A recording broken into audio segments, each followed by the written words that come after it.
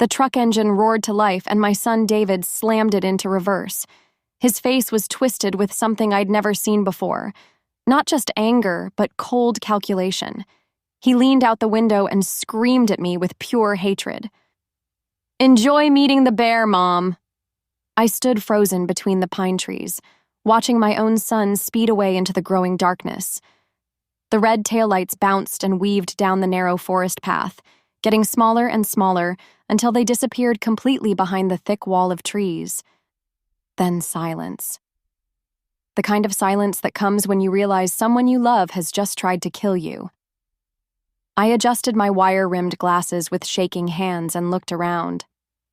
Here I was, 70 years old, 15 miles deep in the wilderness with no supplies, no phone signal, and night falling fast. David had planned this perfectly. The realization hit me like a physical blow. This wasn't some angry outburst. This was murder. Premeditated, calculated murder. My own son had brought me out here to die so he could inherit my money. I pulled out my old flip phone with trembling fingers. No signal, just like David knew there wouldn't be. He had researched this location carefully, picked the most remote spot possible. "You clever, evil boy," I whispered to myself. The camping gear was in the truck. The food was in the truck. My warm jacket and emergency supplies were driving away with the man who had just sentenced me to death in the wilderness. But David had made one crucial mistake. He thought I was just a helpless old woman with a bank account worth killing for. He had no idea what his mother was really capable of. I started walking in the direction the truck had gone, my hiking boots crunching on dead leaves. My arthritis screamed in protest, but I ignored the pain. I had survived 70 years on this earth, including 30 years as a rural nurse and decades of wilderness camping. I wasn't going to die tonight. Not for David's gambling debts. The fight earlier had revealed everything. David owed money to dangerous people. His divorce was costing him a fortune. His credit cards were maxed out, his house was in foreclosure, and loan sharks were threatening to break his legs. "Just sign the papers, Mom," he had begged at first. "Make me the beneficiary on everything. You know I'll take care of you." When I refused, his mask had slipped completely. "You're going to die soon anyway," he had screamed, grabbing my shoulders. "Why should that money sit in the bank when I need it now, when I'm drowning?" That's when I understood. David hadn't brought me camping to bond. He had brought me here to murder me and make it look like an accident. A 70-year-old woman, lost in the woods, found dead days later from exposure. So tragic. So believable. And David would inherit my $300,000 in savings, plus my house, plus my life insurance policy. Enough money to pay off his debts and start over. All he had to do was let his mother die alone in the forest. But as I walked deeper into the darkness, I heard something that made me stop cold. A low mechanical humming sound, like machinery running somewhere in the distance. I frowned. There shouldn't be any machines running out here. David had chosen this spot specifically because it was completely isolated, unless someone else was using these woods for something they shouldn't be doing. I followed the sound, moving carefully through the thick underbrush. After 50 years of camping, I knew these forests better than David realized. The humming got louder as I walked deeper into the trees. Suddenly, the sound stopped. I stood perfectly still and listened. The forest was too quiet now. Even the night birds had gone silent. That's when I heard heavy footsteps moving through the forest, coming straight toward me. 3 days earlier, I had been so excited about our camping trip. I thought I was being a good mother, reaching out to help my son through his troubles. How wrong I was. I remember standing in my kitchen that Tuesday morning, packing sandwiches and trail mix into a cooler. David had called the night before, his voice shaky and desperate. "Mom, I really need to talk to you," he had said, away from everything. Just you and me, like when I was a kid. My heart had melted. David rarely wanted to spend time with me anymore. Since his father died 5 years ago, our relationship had grown cold and distant. I thought maybe this camping trip could bring us closer again. I should have noticed the warning signs. David arrived at my house that morning looking terrible. His clothes were wrinkled, his eyes were bloodshot, and his hands wouldn't stop shaking.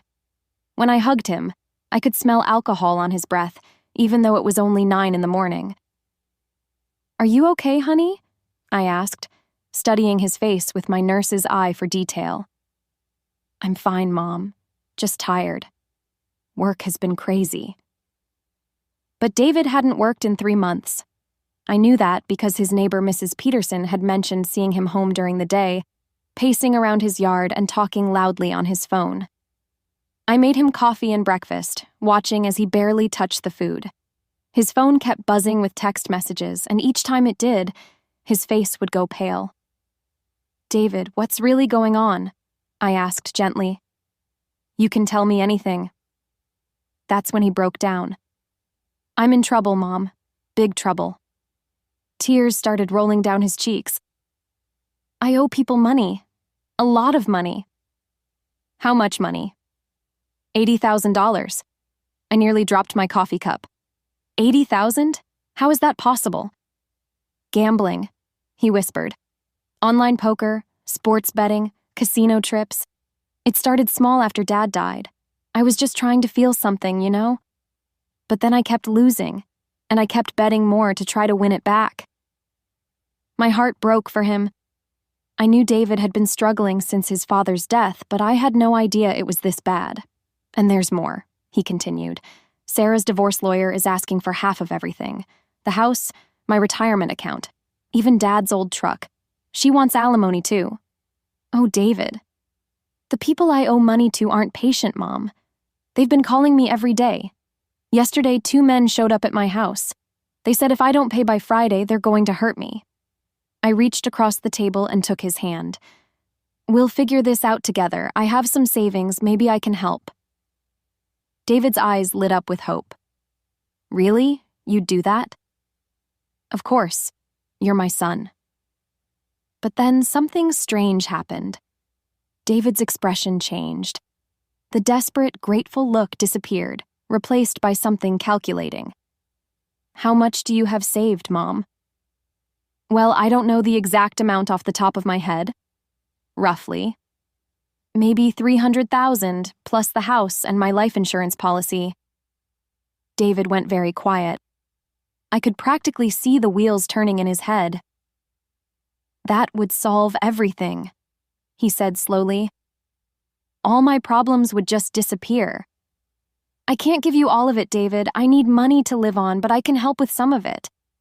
"Some of it won't be enough," he snapped, then caught himself. "I mean, these people want everything. They don't negotiate." That's when he suggested the camping trip. "Let's go to that place Dad used to take us," he said. "Up in the northern forest. We can talk about everything without distractions. Figure out a plan." I was so touched that he wanted to visit our old family camping spot. I thought it meant he was ready to heal, to reconnect with good memories of his father.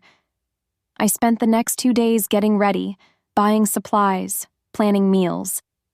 I even dug out our old camping photos to bring along, thinking we could look through them together. I never suspected that David was planning something entirely different. I never imagined that my son was researching the most remote, dangerous parts of the forest. I never thought he was planning to leave me there to die. But now, walking through the dark woods with strange mechanical sounds echoing around me, I understood the truth. David hadn't brought me here to talk. He had brought me here to kill me. The footsteps were getting closer, and I knew I had to move. Fast.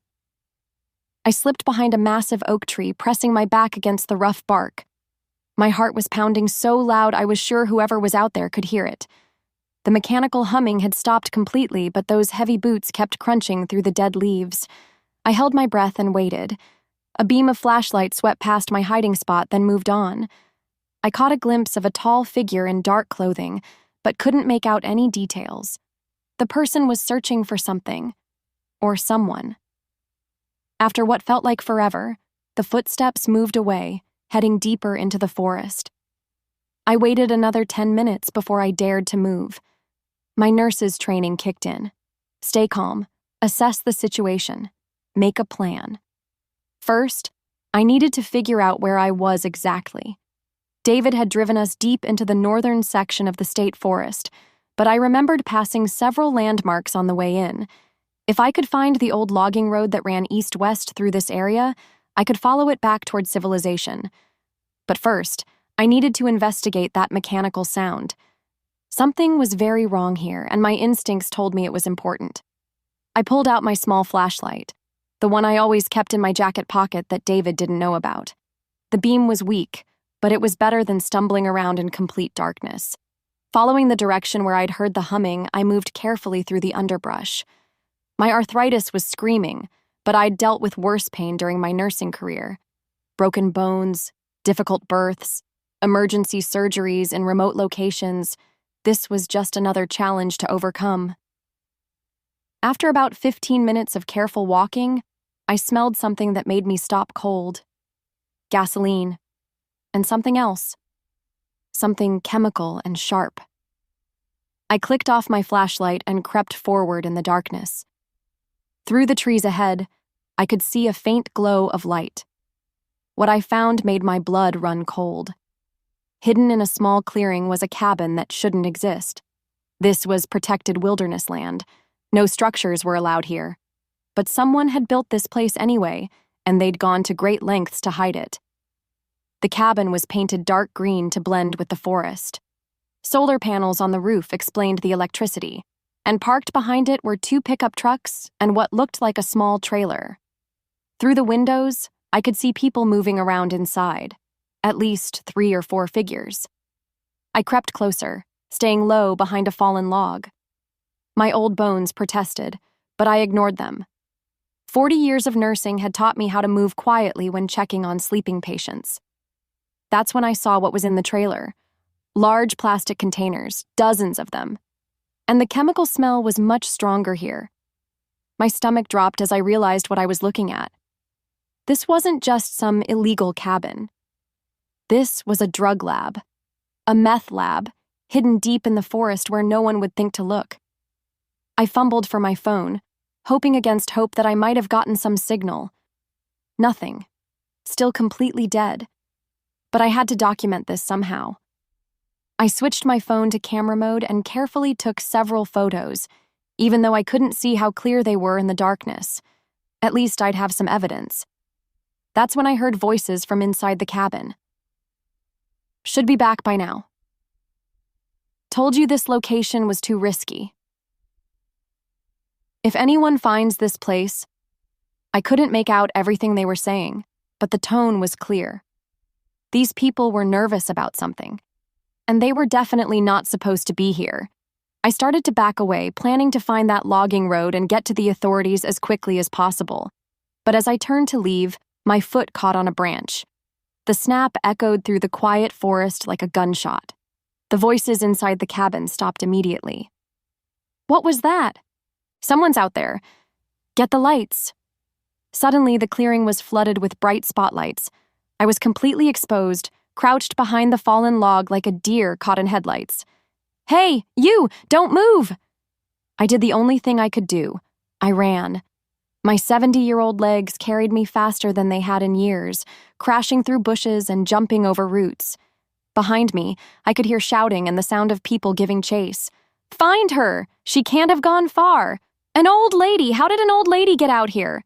I knew these woods better than they did. That was my only advantage. But I also knew that if they caught me, I wouldn't be walking out of this forest alive. David had tried to kill me for money. Now these criminals might finish the job for free. I ran through the forest like my life depended on it because it did. Behind me, I could hear them crashing through the underbrush, their flashlight beams sweeping back and forth like angry searchlights.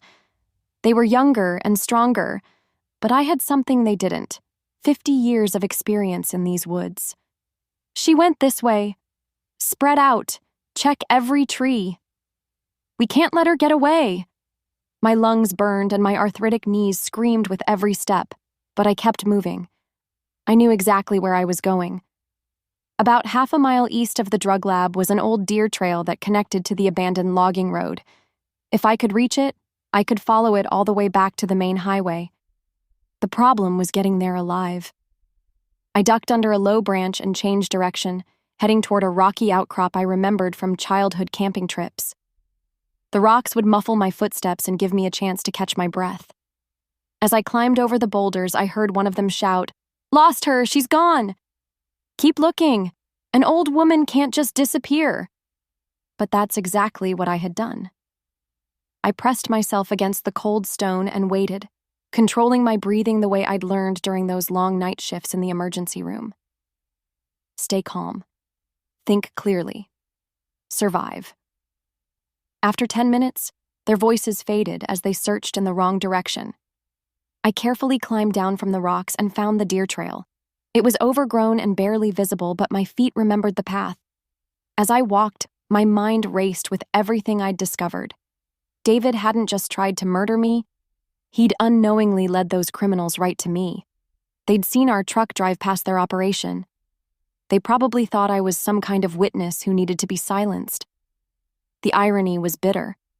My son had tried to kill me for my money, and now I might die anyway because of his choice of location, but I wasn't dead yet. The logging road appeared ahead of me like a gift from heaven. It was wider than the deer trail, and much easier to follow in the darkness. I turned east and started the long walk towards civilization. My phone still had no signal, but I kept checking every few minutes. I needed to reach the authorities before those criminals could pack up and disappear. And I needed to reach them before David could complete whatever story he was planning to tell about my accidental death. As I walked, I thought about what David was probably doing right now. He'd driven home, parked the truck in his garage, and was probably rehearsing his lies. Tomorrow morning, he'd call the police with a tearful story about how his elderly mother had wandered away from their campsite and gotten lost in the woods. "She's been having memory problems," he'd tell them. "I woke up and she was just gone. I searched for hours but couldn't find her." The search teams would eventually find my body, if the bears and coyotes left anything to find. David would inherit everything. My house, my savings, my life insurance. All his debts would disappear, and he'd be free to start over. Except I wasn't going to die in these woods. After what felt like hours of walking, I finally saw something beautiful ahead of me. Streetlights. The logging road connected to Highway 47 about 2 miles from the nearest town. I pulled out my phone and nearly cried with relief. 2 bars of signal. My hands shook as I dialed 911. 911, what's your emergency? This is Margaret Thompson. I need to report a drug operation in the state forest and an attempted murder.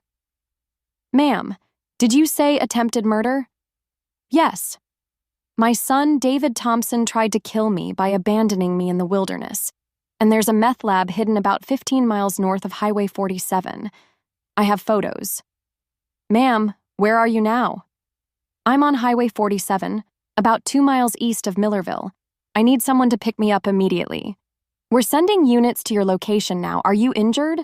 No, but I'm 70 years old and I've been walking through the forest all night.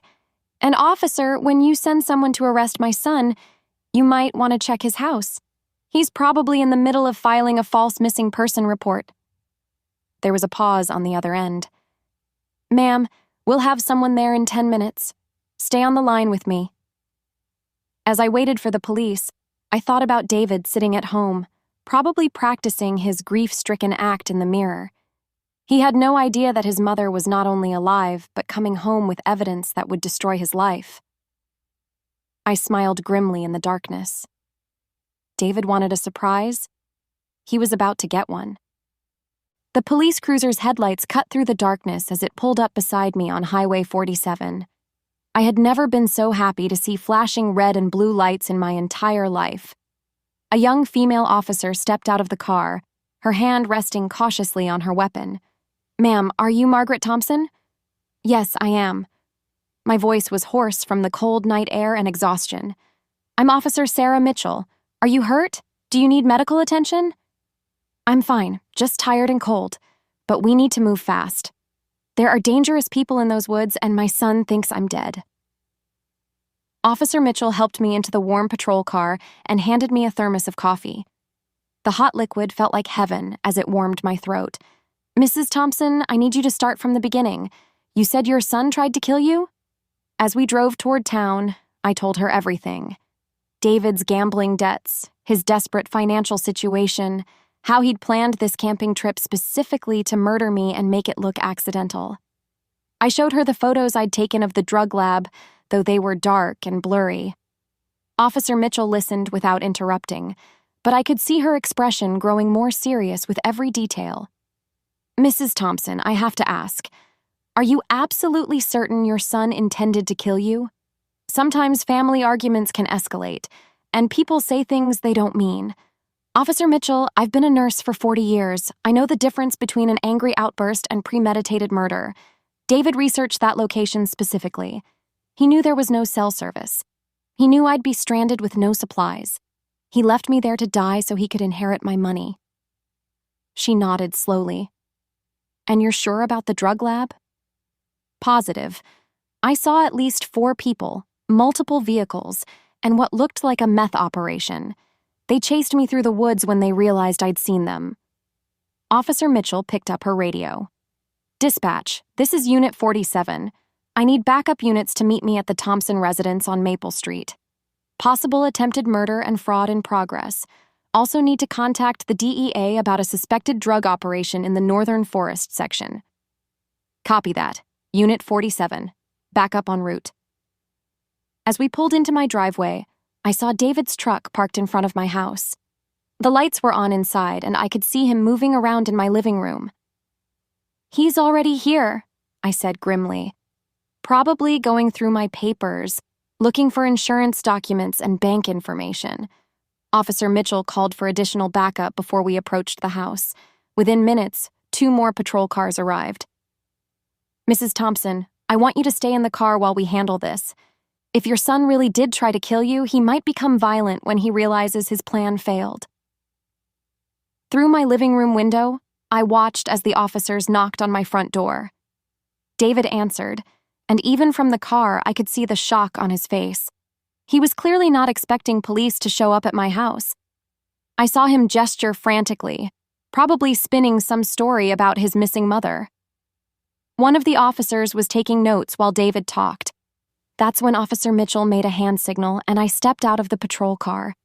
David's face went completely white when he saw me walking up my own front steps, very much alive. "Hello, David," I said calmly. "Surprised to see me?" "Mom? What? How did you... I thought you were..." He couldn't finish the sentence. "You thought I was dead?" "Yes, I imagine you did. That was the plan, wasn't it?"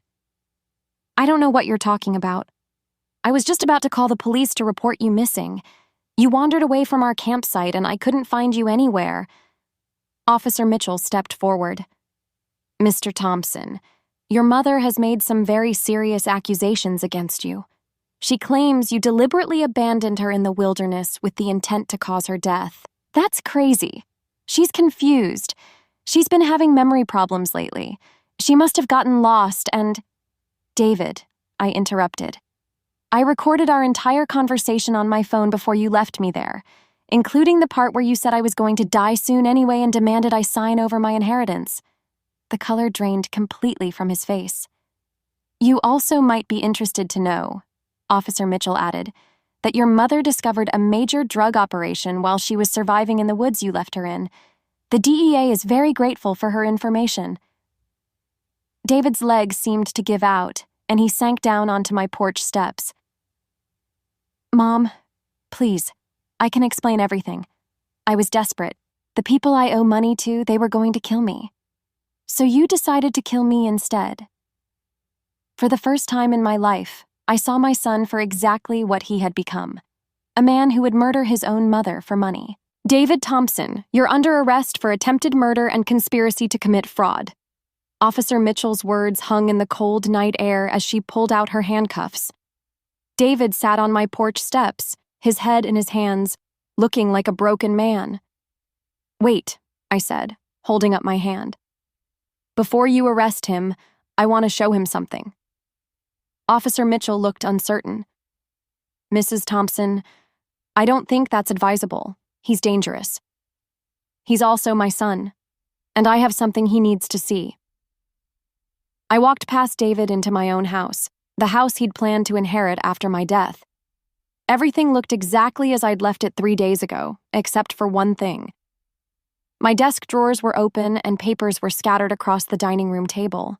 "Looking for my will, David?" I asked. "My insurance policies?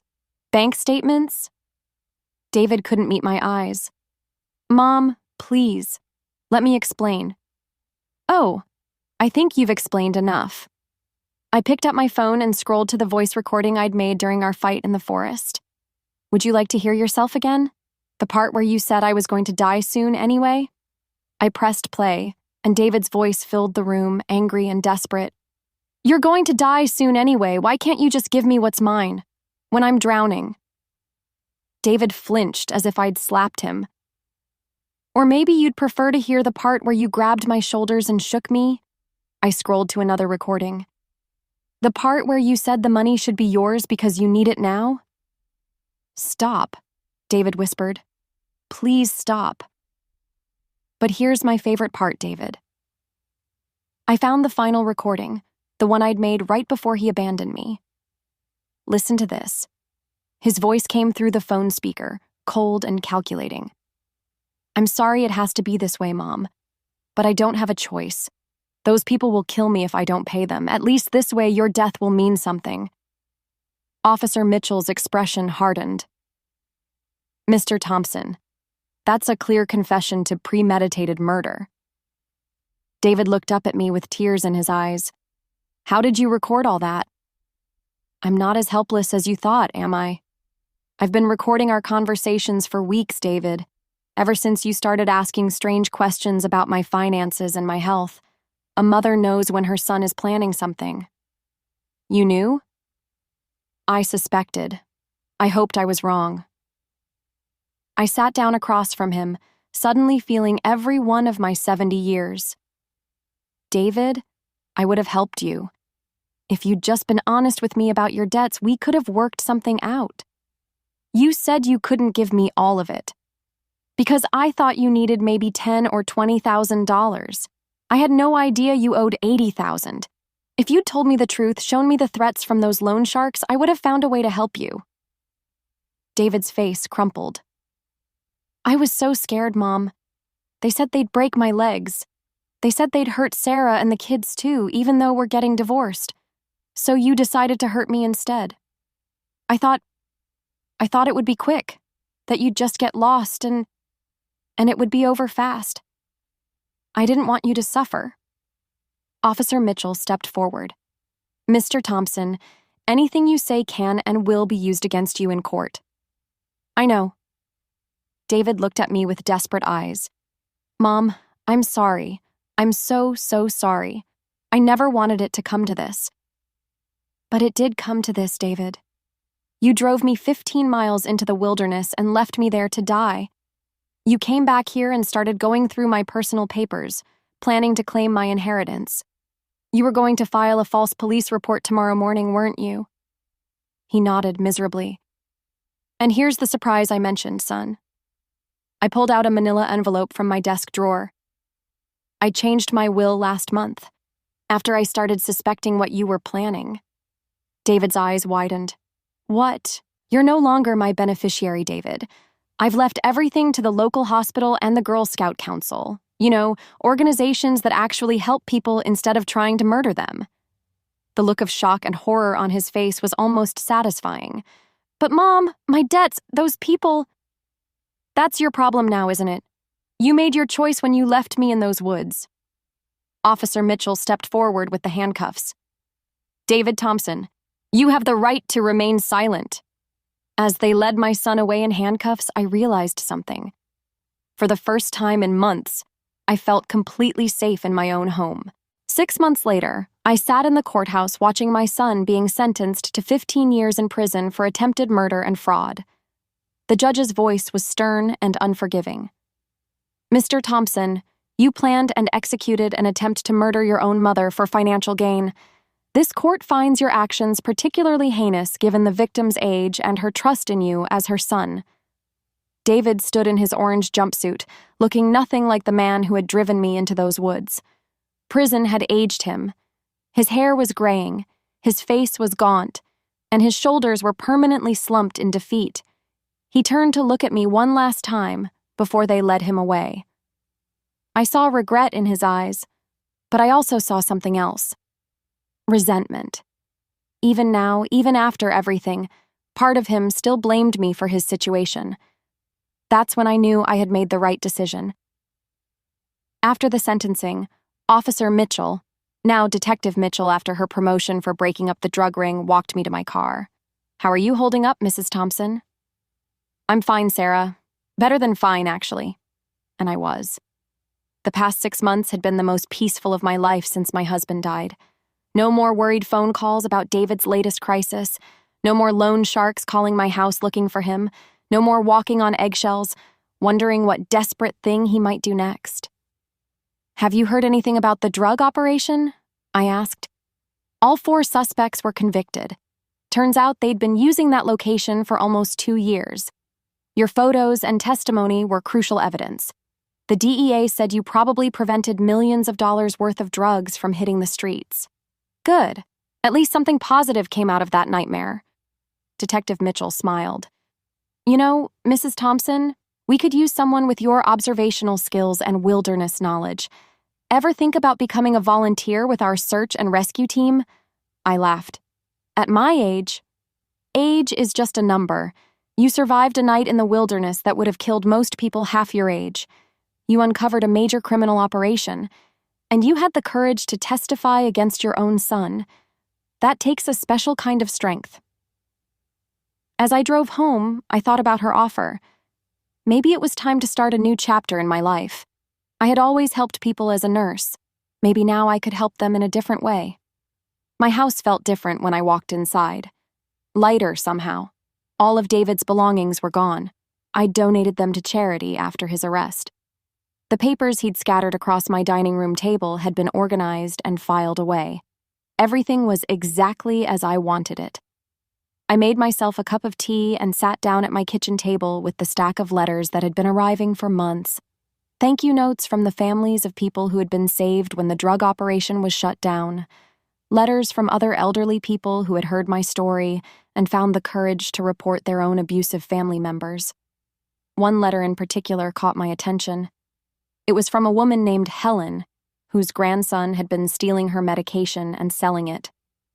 "Your story gave me the strength to call the police," she wrote. "I thought I had to protect him because he was family, but you showed me that sometimes protecting ourselves is more important than protecting people who want to hurt us." I smiled and added her letter to the growing pile. The phone rang, interrupting my thoughts. I almost didn't answer it. Old habits from the months when David's creditors were constantly calling. But the caller ID showed it was my neighbor, Mrs. Peterson. "Margaret, dear, I hope you don't mind me calling. I was wondering if you'd like to join me and some of the other ladies for dinner tomorrow night. We're trying that new restaurant downtown." "I'd love to," I said, and meant it. After I hung up, I walked to my bedroom and opened the closet. In the back, behind my winter coats, was my old camping gear. The sleeping bag I'd used for decades of Girl Scout trips. The hiking boots that had carried me through countless wilderness adventures. Detective Mitchell was right. Age was just a number, and I wasn't done living yet. I pulled out my camping gear and spread it on the bed. Tomorrow, I would call Detective Mitchell and volunteer for the search and rescue team. David had tried to end my story in those dark woods. Instead, he had given me a new beginning.